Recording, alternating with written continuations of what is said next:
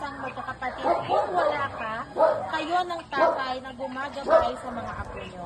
And for that, I will forever be grateful. My prayer for you is to stay healthy, happy, and full of life. Gusto ko pong makita kang humili ng walang iniintinding problema.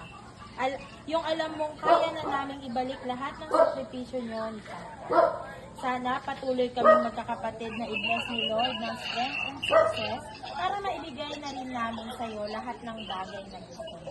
You deserve everything beautiful in this. I love you so much, Ma'am. Hindi lang ngayong birthday mo, kundi araw-araw. Thank you sa lahat sa inyong tatay. We will do our best para lalo ka pang mapangiti at magpasaya. Enjoy your special day, Ma. I love you. Nagmamahal ang pangalan ko sa ano pong masasabi niyo po sa mensahe ni Oli na nasa ibang bansa? Maraming salamat.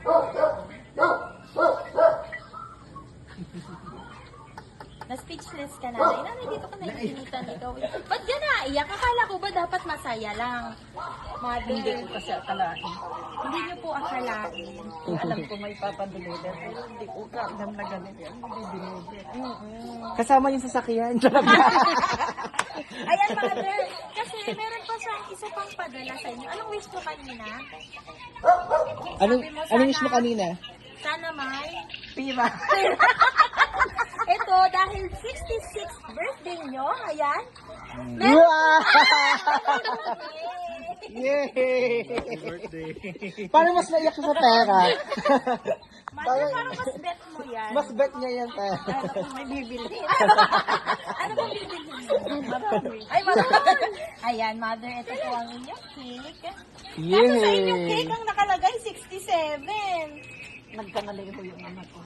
Opo, mali po ng computer. Ayan po, habang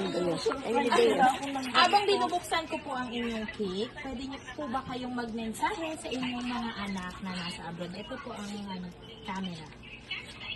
Message po kayo. Mahal po kayo. Thank you so much. Nagpapasalamat po ako sa kanilang tatlo dahil hindi ko akala